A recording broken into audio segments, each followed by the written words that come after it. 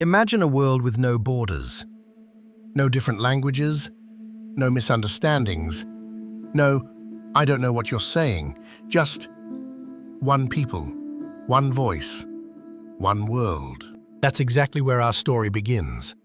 After the Great Flood, the descendants of Noah began to multiply and spread across the earth. They were one family, one community, sharing the same language, the same words, the same understanding.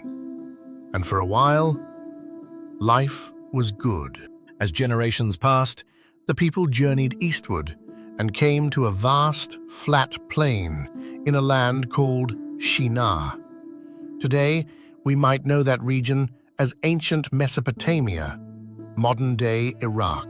They looked around at the open land, at their growing numbers, at their shared skill and strength, and they made a decision. Let's settle here.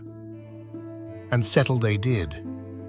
But then came an idea, a bold idea, an idea that, on the surface, sounded like ambition, but underneath revealed something much deeper. They said to one another, "Come, let us build ourselves a city and a tower so tall it reaches the heavens.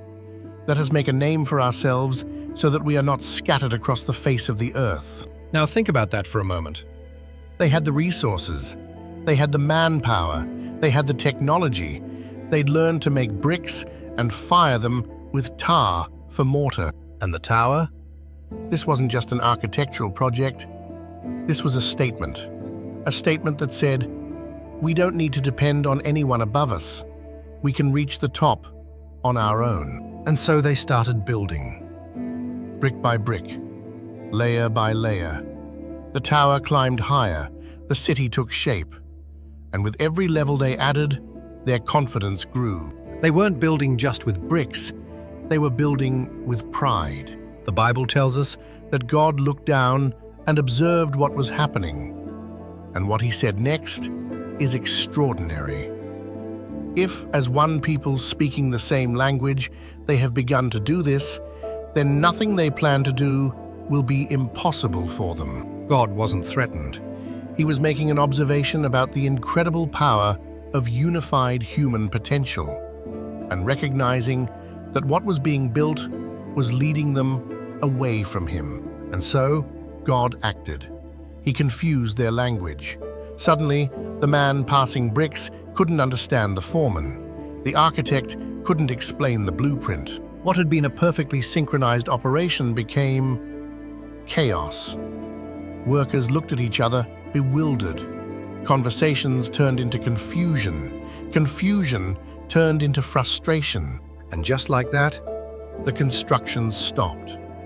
The people who had gathered with one purpose, speaking one language, were now strangers to each other, and they scattered, just as they had feared. That scattering, the Bible tells us, is how the nations were formed, how the languages of the world began to diverge, how humanity spread to every corner of the earth. The place was called Babel, a word that sounds like the Hebrew word for confused. A city remembered not for how high it rose, but for how quickly it fell into disorder. So what do we make of this story? On one level, it's a fascinating explanation of why we speak different languages. But the deeper message still speaks to us today. The people of Babel weren't evil. They were ambitious. They were capable. They were united. But their unity was pointed inward, toward making their own name great, rather than outward, toward the God who made them. And isn't that something we all wrestle with? The desire to build something significant, to leave a mark. There's nothing wrong with ambition.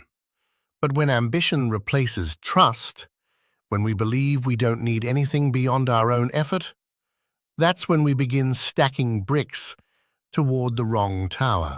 The story of Babel isn't just ancient history, it's a mirror. It asks us, what are you building? And who are you building it for? Because the greatest things in human history haven't come from people trying to make their own name great. They've come from people willing to be part of something bigger than themselves. That's the story of Babel. And that is the eternal narrative. They built to reach God, but God had always planned to reach them. Not through a tower, through a cross.